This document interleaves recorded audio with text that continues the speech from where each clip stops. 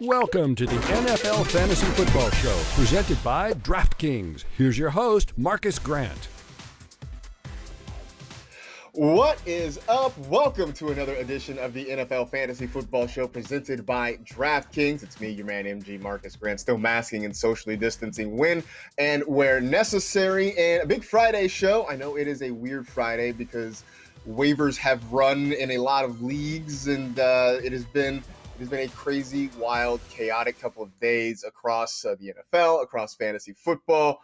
So we'll talk about some of that stuff coming up. We'll have our best value picks of the week. Also, a special guest joining us a little bit later on in the show. So looking forward to that. Of course, we'll wrap it up, as always, with our resident nerd, asking him about quarterback and head coaching duos when it comes to fantasy football. Michael F. Florio will join us as he always does on a Friday. But before we get to that, we'll talk to our faithful producer, Senior Edward L. Murphy, Esquire. And Murph, I want to ask, how did you celebrate? And we might have talked about it a little bit on Wednesday, but how did you end up celebrating Wednesday afternoon football? Yeah, well, for me, what's annoying about it is in terms of like fantasy, obviously you have a couple guys who are playing there, and I did on my one team that I care the most about. And this is actually a good question that you could maybe help me out with. So I had terrible injuries this year. 4 injuries, OBJ, Kittle, Eckler for most season, Mix and whatever. And I was doing really well with this team before then. So the mindset is, do you just tell the friends in your league that, like, hey, if my team was healthy, I would have beat all you guys? Or do you just pull back and say, listen, I can't compete, like, all these injuries, I'm sorry, and just lay it down? Like, what is the better strategy for the trash talk going into the next year? Do you just take the abuse, or do you just say, hey, man, listen, if things were going well, you guys are all toast? I tend to go with hey, my guys were beat up, and I didn't have my team at full strength. I feel like if you're an actual NFL team, it seems kind of whack to say that because everybody in the NFL has injuries. But I feel like in fantasy, you have the leeway to say, like, hey, you know what? The team I drafted was not the team I got to go into every week with. So I think you're okay to be like, hey, you know what? If I had all these guys, you guys would have all been in big trouble. Yeah, and I give him this too. I give him like, well, I'm still doing really well on the waiver wires. I'm plugging in guys. I'm losing close games. Like, I have a lot of fight. I'm right there with you. If I had my starters, like, it's over. So I do give him that. But yeah, anyway, back to the Wednesday game. I needed some points, did not get those points. So it's just a tough year, and I'm sure plenty of people listening are probably in the same boat as me. But it is what it is. I think going forward, hopefully, less stress around a singular Wednesday game would be a lot easier for fantasy fans and just for football fans. But yeah, weird one. Definitely a weird one. I don't know if this is better or worse, but we're going to have a singular Tuesday game next week too. So just something to kind of keep an eye on. So who knows? It's been a weird year for everybody. We're all just making the best of it as much as we can. Here to help us make the best of this week 13 that is upcoming. It is week 13, right? I don't know. I'm starting to lose track of time. It's Michael F. Florio. It is week 13, right, Florio? Yeah, I think so. But Okay. I'm like you, man. Like they've just kind of week 12 and 13 have kind of just morphed into one. Yeah, I mean they overlapped, right? Because I mean we all are in the business of creating fantasy content, and we're sort of used to having the rhythm of okay, we go Sunday night, Monday night, and then we're on to pretty much the following week. But here we were, it was Tuesday morning. We're still trying to pump out content about week 13, but week 12 still had a game the following day. It has been a slog, but here we are. We have made it to week 13. So let's take a look at some fantasy headlines that pertain to what is coming in what is, for I know a lot of people, the final week of the fantasy regular season. And we'll start in Miami, where Brian Flores is playing his cards close to the vest when it comes to who his starting quarterback is going to be. We may not know until Sunday whether or not it's going to be Tua Tagovailoa or Ryan Fitzpatrick. Last week, Tua did not play as he was dealing with an injury. Fitzmagic came in there and did Fitzmagic things, basically throwing the ball all over the yard.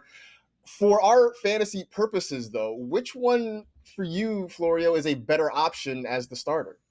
Yeah, I don't even think it's a question. I understand if you're a Dolphins fan, maybe you want Tua because for the future. But if you are a fantasy fan, it's clearly Ryan Fitzpatrick that is better. Like, Tua has thrown for 250 yards in 0 games this year. He is top 15 fantasy points just once. That is something that Ryan Fitzpatrick does routinely. He scored 19 fantasy points in 5 of his last 6 starts. And to me, the even bigger thing is Devontae Parker is a legit wide receiver too with Ryan Fitzpatrick. And then when we see Tua come in, the targets just get spread around. We see Jakeem Grant get more involved, and Devontae Parker loses a lot of value there. So for me, I'd rather have Fitzy and Devontae Parker at going really well than having Tua in here and kind of spreading the ball around too much for my liking. Fitz and Parker is a sneaky good stack, just because we know when Fitz is in the game, he has pretty much tunnel vision for Devontae Parker, which is kind of what we want. I mean, for our purposes, we want narrower target share. We don't want it spread all around all over the place. And that is, as you mentioned, what Tua was sort of doing. So, yeah, I understand Dolphin fans saying they want the rookie in there. They want him to play. I get that.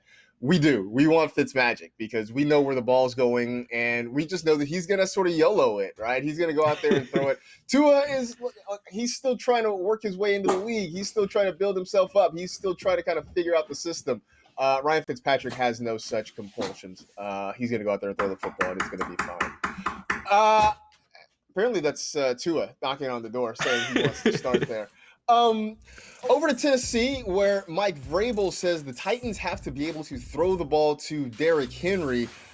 Derrick Henry is sort of that anomaly in that he continues to be an elite fantasy running back without catching the football. I mean, they don't really make those guys too much anymore. So it begs the question, how many receptions a game would Derrick Henry need to have in order for us to legitimately start talking about him next year as the number 1 overall pick? I would like to see over 2 as a start. I admittedly am someone who has been low on Derrick Henry for years now, and he keeps making me look silly because every year I'm like, look, this guy doesn't catch passes. At some point, the rushing yards and rushing touchdowns are going to come back down a little bit, and when that happens, he can't make up for it in the passing game like other running backs. So I tend to have him a little bit lower than others.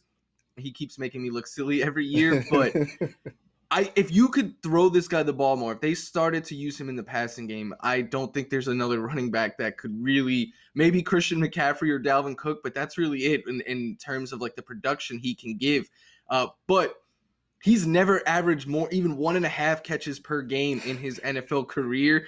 This year, Marcus, he's seeing 2.4 targets per game and has an 8% target share. And I feel like those numbers for any other running back would be like, oh, that's gross. They don't throw him the ball at all. Those are career highs for Derrick Henry. So they're kind of throwing him the ball a little bit more, but until they actually really start to, and maybe this last month they can do so and change our minds heading into 2021. But until they do so, I'm not going to believe Mike Vrabel because he said this before and it just hasn't ever really happened.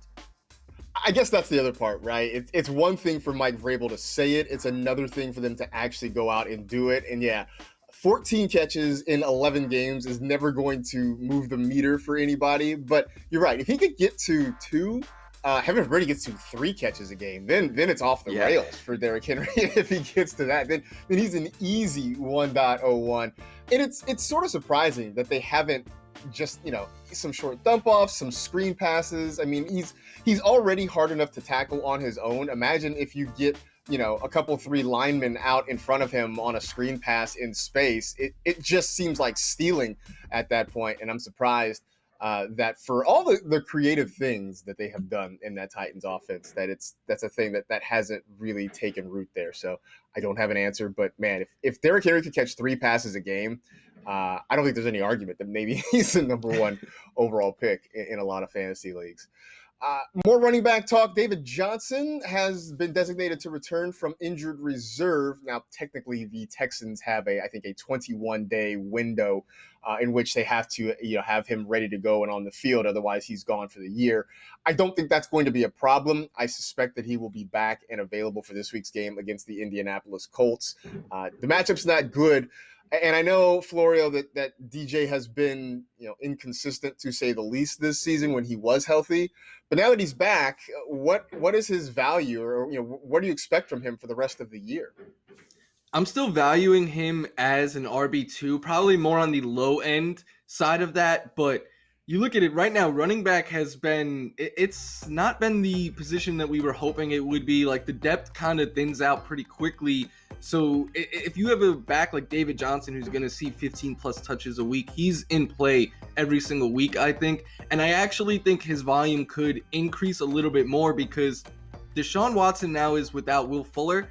And coming into the year, there was a lot of concerns if they were going to pass as much because no DeAndre Hopkins. It turned out that Will Fuller was the new DeAndre Hopkins and Brandon Cooks was the new Will Fuller. But now you're taking away that number one target again from Deshaun Watson. So you're looking at, is he going to be able to throw a bunch to just Brandon Cooks and Kiki QT and those guys? I wouldn't be surprised if we see Duke Johnson and David Johnson getting more used in the passing game and just them running the ball even more than they were prior to Will Fuller going down.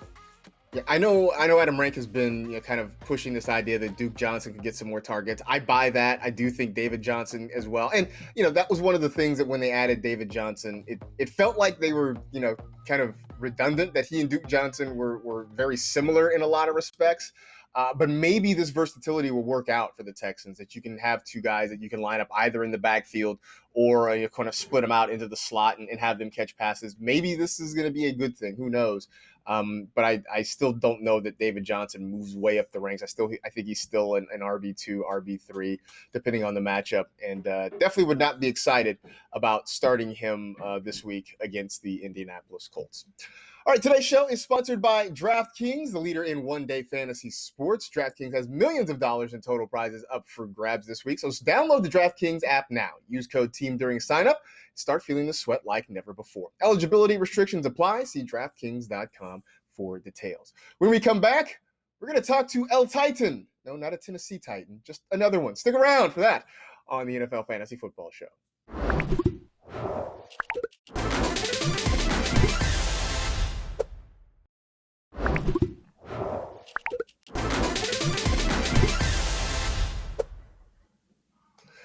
Normally, this time of the show, Michael F. Florio and I do some big questions of the week, but today something a little bit different. We have a special guest joining us.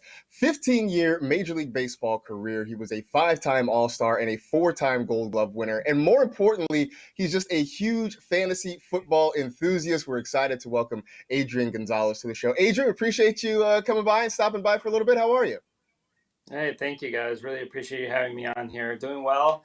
It was fun to wake up today on a Friday morning and having to check wires. That's a new one for, I think, all of us, and it's gonna make an interesting week for sure. Yeah, we were talking before the show. This is a weird week because we've never done Friday waivers before. So hopefully this is the last time, because otherwise it makes for some chaos. But I do want to ask, because I know we talked to you in August before the season started. You were certainly excited about what the prospects of the season were to come. Now that we are 12 plus weeks into this thing, you look back.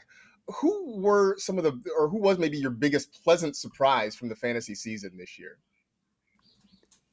About week 7, I made a trade for James Robinson, and that has my biggest surprise or most pleasant surprise, because you trade for a guy that is a starting, but he's been consistent all year, and I think I don't know if many people expected him to be that consistent coming as an undrafted running back.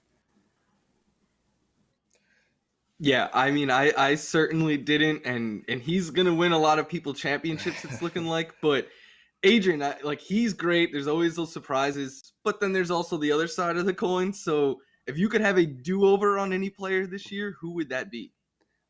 For me, I was very, very high going into the year on Mike Williams, and after 2-3 weeks, he was on none of my rosters. So I took him in snake drafts. I took him in other drafts as well. So he was on. I think he was on all 4 of my teams when the season started, and he is on none of my teams now. And he's a great player, but his consistency has not been there. I feel you on that, because Mike Williams is a guy that I like. I like the idea of what he does and what he brings to that offense, but the consistency, as you mentioned, just hasn't been there, and that has been the kind of the frustrating part. You mentioned you were in 4 leagues. How many are you set up to make the playoffs in right now? All four actually. Oh, I am sweet. 83837474. Yeah. All I right. love that you can just bring in the records right off the top of your head. Yeah. And so with you playing that well this year, making the playoffs and all of them having good records in all of your leagues, who's your MVP this year? And we know it's not Mike Williams, but who has been your best MVP, like your MVP this season? Who has been? You know what? I'm gonna go with Calvin Ridley because he's on 3 of my teams, and so he has really helped with all 3 of those teams. Aaron Rodgers as well. Aaron Rodgers has been. I have him on 2 of my leagues, and obviously, he's done an incredible job this year. So going off of guys that I have on multiple teams, I would go Aaron Rodgers and Calvin Ridley. Is there something that's happened this year, just as you kind of go across the fantasy season, that is sort of maybe changing your thinking when it comes to drafting or roster building next year? I mean, are you waiting on a quarterback? Are you going 0 RB? Is there something that you've learned this year that's changing your outlook for next season? One thing I did this year that has really paid off is I put a huge emphasis on running backs and always carrying extra running backs in my roster. And, when people have minimal running backs on their roster and somebody gets hurt, you're scrambling to pick up anybody. And for me, when I've had players get hurt, they already on my roster that I don't have to panic, and somebody that can really step in and give you those points that you need. So I think that's been the biggest thing is having running backs and going heavy on running backs in the draft. And to follow up on that, one thing that Marcus and I talk a lot about is just how bad tight end has been outside of like Travis Kelce. And we talk about maybe, next season pulling him into the first round just so that there's no other tight end within 60 fantasy points of him right now. So I'm just wondering, what is your approach with tight end going like next season? And are you willing to take Kelce in the first round? Yeah, I've been doing kind of like what I do with defenses, which is kind of just a week-to-week waiver wire switch. Whoever has the best matchup, and if I get 10 points out of the tight end, I'm happy. I've played Evan Ingram and Hunter Henry and Jared Cook when he was hot, and Tonyan lately, and so you just kind of find that tight end that's hot. There's been so many injuries at tight end. Obviously, it'd be great to have Kelce on your roster. He's a beast. But I think you just stream him. You just stream him, and you hope for 10 points. I think. I feel like that's pretty much been, again, if you haven't had Travis Kelce, I think for the most part that has sort of been how people have operated this year. So you mentioned Hunter Henry, you mentioned Mike Williams. I guess we should just let everybody know. I know you're a Chargers fan. I mean, you are from San Diego. You grew up there. And even though they are not the San Diego Chargers anymore, I know you followed them. I just want to get your thoughts on what you've seen from them this season, and how are you feeling about them? Maybe not so much for this year, but at least for the future. Yeah, it's been a pleasant surprise. I was so high on him when they drafted him, and it's good to see Justin Herbert do what he's doing. I mean, that is, what he's able to do and the way he's able to throw the football and move around the pocket and everything he can do, and having Keenan Allen and those guys. So I feel like the offense has been great. The defense has so much potential. They're just so hurt. It's just injuries. You go into the season games and Terrence and all these guys in the back end, and then you got Bosa and Ingram, and then, before you know it, none of those guys are on the field. So, the defense has just not been able to keep up or to hold teams back when the offense is scoring. So it's been a frustrating season, but, looks like they're going to be a top 10 pick again this year coming up. So hopefully that'll help them get another piece that can help them next year. Yeah, Adrian, I'm a Bills fan, and your Chargers really made me sweat last week. That game came down to the very end. It was a very close one. Your offense is looking great, so I think you have a lot to be excited for in the future. Yeah, for sure. I did want to ask you. They go ahead. Oh, go ahead. Sorry.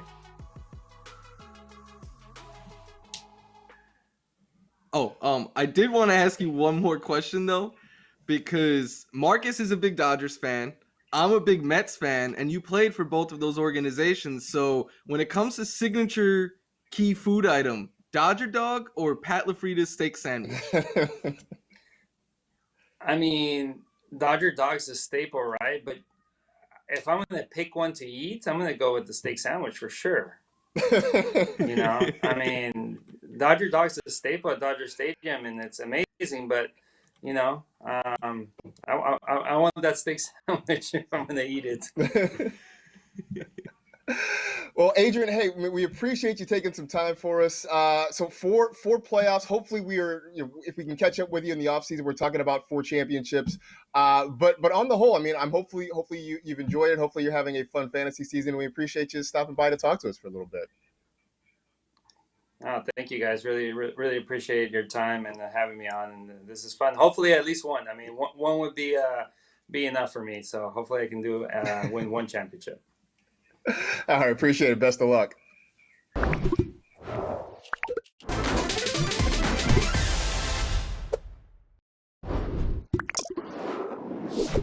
It's time for Best Value, presented by DraftKings. Every week we help you get the most bang for your fantasy buck by trying to pick out the best values for your daily lineup. So, Florio, let's start at quarterback. Who's your value pick for the week? It feels pretty gross to say, but I'm going to go with Mitch Trubisky here. And it's more because of the matchup going up against the Lions. He has played really well against them in his career. In his last 3 starts against them, he is averaging 22.6 fantasy points per game.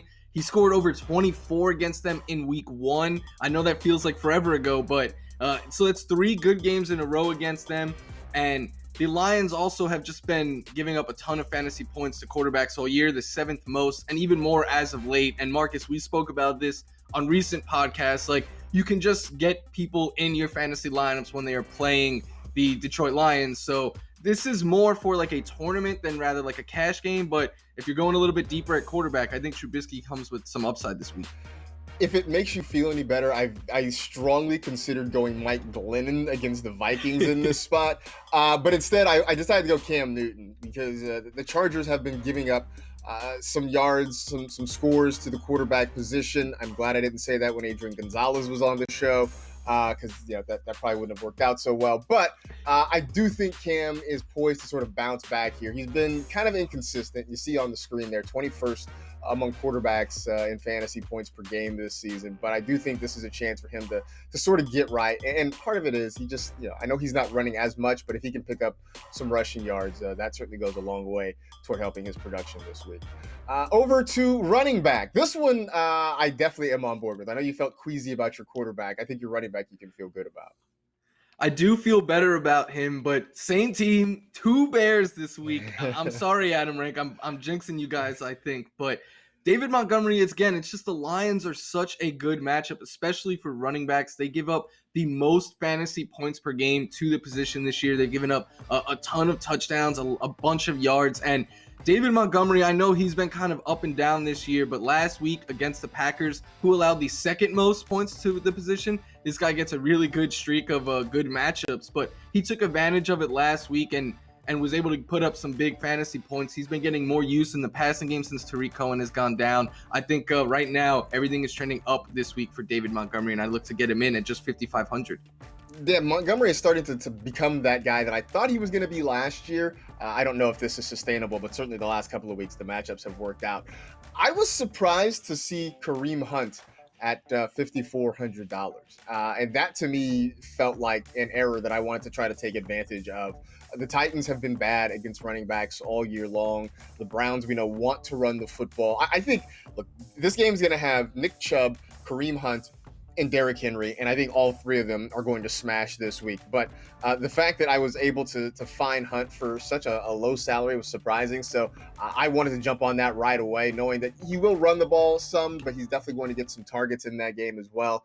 And that felt like a pretty good opportunity there.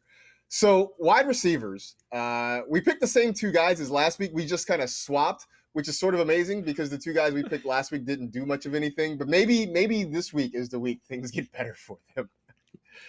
Yeah, I know you were on Michael Pittman Jr. last week, USC alum, and it didn't turn out to a whole lot of fantasy points. But my takeaway from that game, Marcus, was he had 9 targets, a season high 9 targets. He's now had 8 or more in 2 of his last 3 games. And the week before that, he had 15 fantasy points but only 3 targets. So I came away from that game a little worried. Like, why didn't they throw him the ball more? He is, I think, clearly your best wide receiver at this point, but I think they learned from that mistake a couple weeks ago and started throwing him the ball a lot more.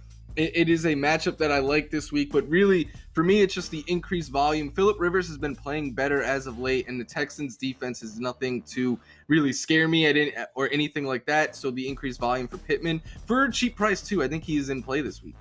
I definitely think he is in play, and I've been a fan of his. I mean, obviously from SC, but I thought this year too he was going to step up and play well. And his playoff schedule is actually really good for people in season-long leagues. I'm going to go Nelson Aguilar, and you had him last week against the Falcons, which seemed like a no-brainer. It felt like stealing.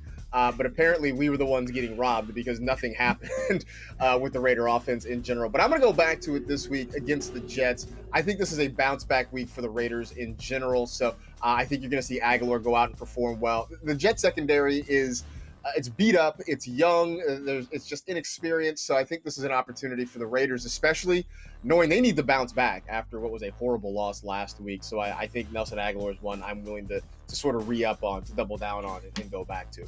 All right, so now we get to the dart throw that is tight end. Every week it seems like there are good names out there that have good matchups, and it is a crapshoot whether or not they hit. So where are we throwing our dart this week? Yeah, if you're getting away from the top 3 or 4 tight ends on DraftKings, I think you're just looking for a touchdown there at that point. I'm going to go with Noah Fant this week, in part because the Broncos are not slated to start a practice squad wide receiver at quarterback. So that goes a long way, I think, toward making me feel a little bit more confident about Noah Fant. The other part is the Chiefs have given up some points to the touchdown, or to the tight end position, I should say. And if there's anybody in this offense that has been fairly consistent in the passing game, it has been Noah Fant. The Broncos overall throwing the football have been sort of up and down this year, but I feel like this is one where there could be a lot of targets coming, especially if it's Drew Lock back at the quarterback spot. So I'm willing to kind of take the shot on this one as a bit of a value play. All right, defenses as we round this one out. I didn't find a ton of great values at defense. Where did you go? Yeah, I was the same. So I went with a little bit of a higher end defense. But if you've listened or watched the show recently or read the Sleepers article, you know that when it comes to defense, I'm no longer even trying to pick on the New York teams. I'm now trying to pick on Philly each and every single week. They allow the most sacks per game at 4.2, and it's like a consistent 4 a week. Like Seattle had 5 last week. They're giving up the 3rd most giveaways per game, and they've allowed a top 12 defense in every single game but 2 this year. So I know we didn't expect this coming into the year. We expected a lot more out of Carson Wentz in this Philly offense, but it's just kind of fallen apart, and you could take advantage of it by getting the defense that they're playing each week. So I am still sticking with the pick on a New York team, at least for this week, by going with the Raiders as a value pick defense going against the New York Jets. And look, I always talk about how I love the Trojans and I love Sam Darnold. I want the best for him, but I would also be remiss to say that he's not playing well, and this Jets offense is not playing well. It did look better with Joe Flacco at quarterback. So I am willing to kind of take the shot, especially the fact that while the Raider run defense has not been good, I think their pass defense has been underrated this year. And having Jonathan Abram at safety, just kind of cleaning things up in the back, has really made a world of difference for a secondary that had plenty of holes in it over the past couple of years. So if the Raiders can generate a pass rush, if they can get some sacks, I think they can force Darnold into some bad throws and maybe end up with a pretty decent fantasy number if you decide to go that route. Although I do think this might be a week where you may have to go more high end, I think, on your defense to try and make sure you get some decent production from that spot. All right, that was Best Values presented by DraftKings. When we come back, we're going to look at our best of the pack, including how high would we be drafting Tyreek Hill in 2021? Stay tuned for that on the NFL Fantasy Football Show.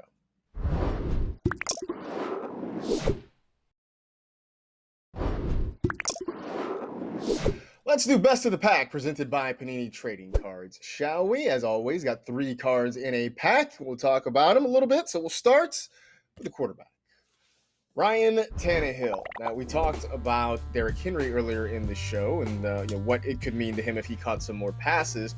Meanwhile, for Tannehill, in the game against the Cleveland Browns, not a bad matchup. Where does he land in your rankings this week? I have him at QB 12. I think he is still someone that you should be starting if you've been riding with him. His ceiling hasn't quite been what it was early on in the year when, he was routinely giving us like 25. He even gave us 30 points in one game. The last couple of weeks, it's been more like 17. Then the last two, though, 21.8 and then 19. So that's fine for a back end, QB1 with some upside. But I think he is more.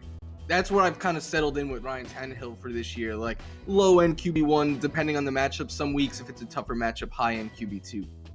I feel like he has sort of settled into the spot that we all sort of predicted, right? Like last year, he was great. He was incredibly efficient throwing the football and was really a league winner down the stretch for a lot of teams.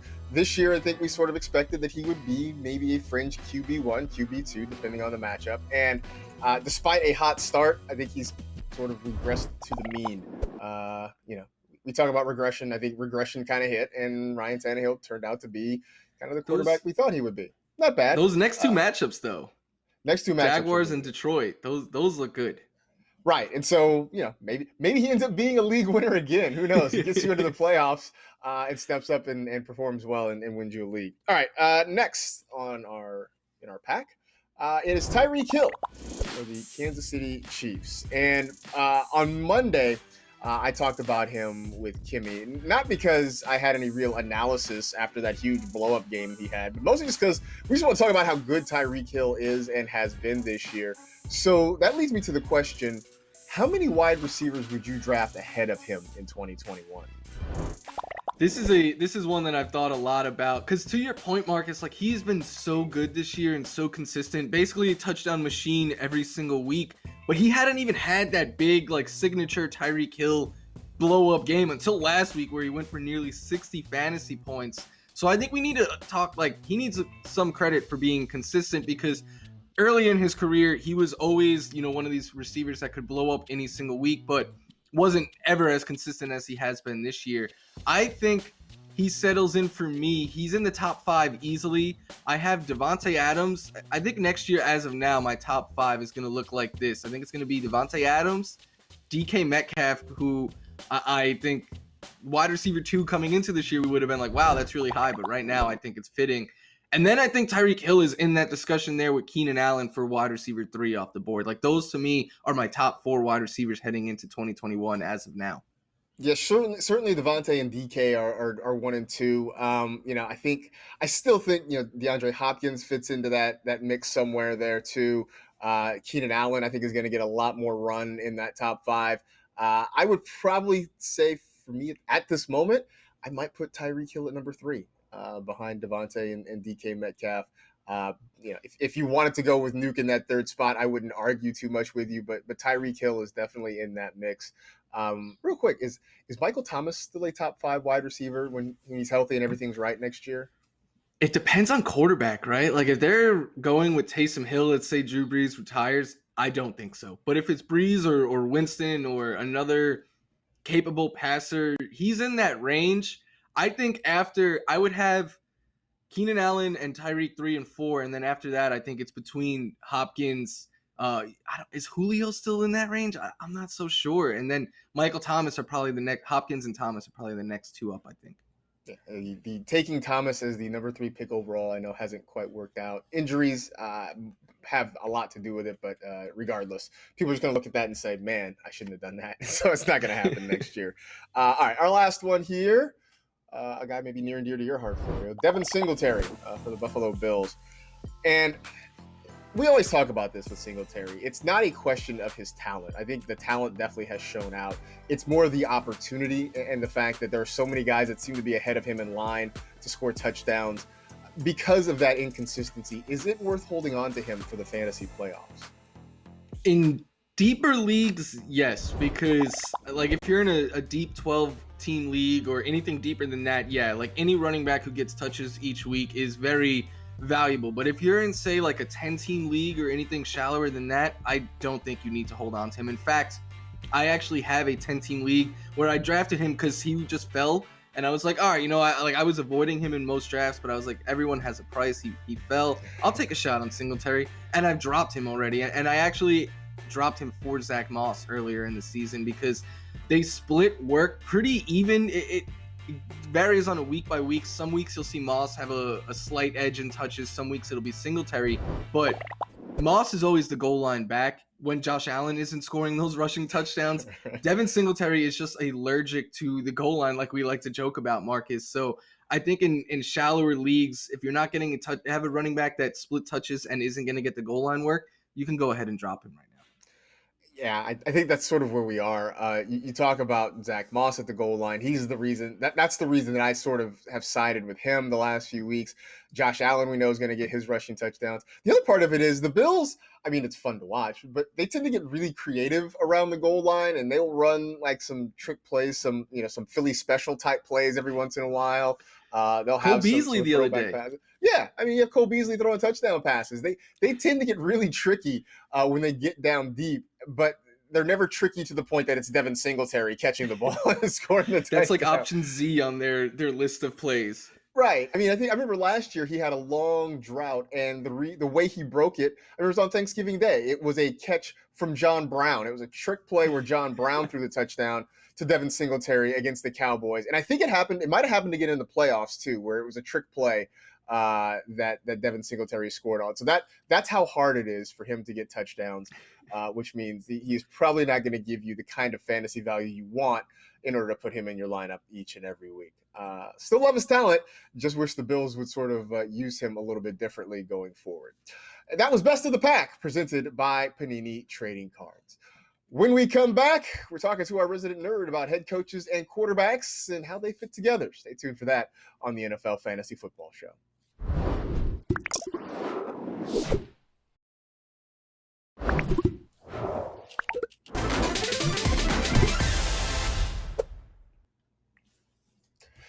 As we do at this time every Friday, we talk to our resident nerd, Matt Okada, and we ask him some questions pertaining to fantasy that take a little bit of a deeper dive. So, considering the role that Patrick Mahomes and Andy Reid have been on as a quarterback head coach duo, we wanted to ask Okada about some of the great head coach quarterback duos of the past when it comes to fantasy, and we'll find out what he had to say.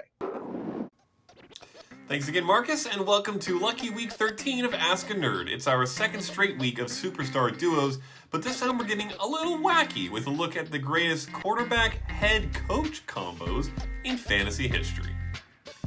Coming in at number 5 is the Panthers duo of Cam Newton and Ron Rivera. Rivera helped translate rookie Cam Newton into an immediate fantasy success, both through the air and on the ground. In their stint together, Newton averaged 19.9 fantasy points per game and finished 2015 as the number 1 QB in fantasy. At number 4, we have a duo whose heyday gave way to Mayday a couple seasons ago, Aaron Rodgers and Mike McCarthy. This duo produced the best stretch of fantasy seasons in history, as Rodgers was a top 2 quarterback in 7 out of 9 healthy seasons under McCarthy.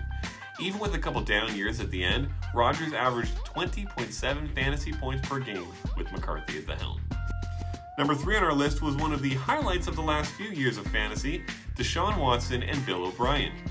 While you could argue B.O.B. was less responsible for Watson's success than D.H.O.P., you can't argue with the results for the young star quarterback. Watson averaged 21.3 fantasy points per game in a glorious 3.5 years with O'Brien.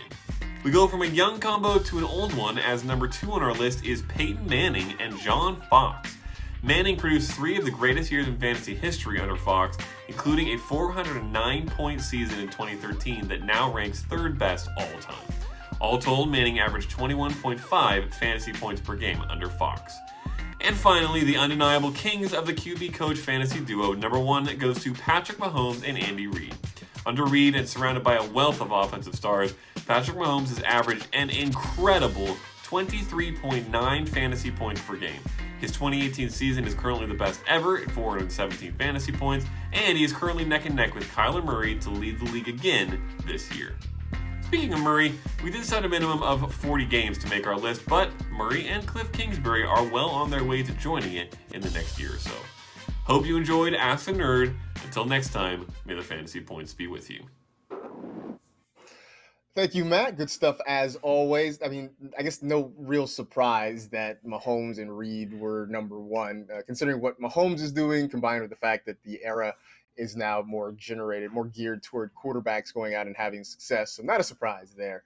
Although it made me think, when we think back through history at the great quarterback head coach duos in fantasy football and just football in general, do you have a particular favorite that you've landed on? I do. It's pretty chalky, I guess. It's the number one. We just saw it from Matt Okada there, but it's Mahomes and Andy Reid. Like, I like fantasy points, and these guys give us more than anyone.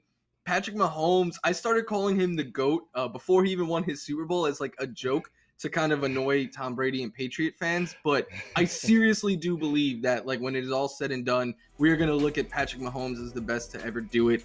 He is the most talented quarterback I've ever seen. He can make throws that I think only he can make. It is just amazing. And to Andy Reid, like, he right now has the number 2 fantasy quarterback by less than a point.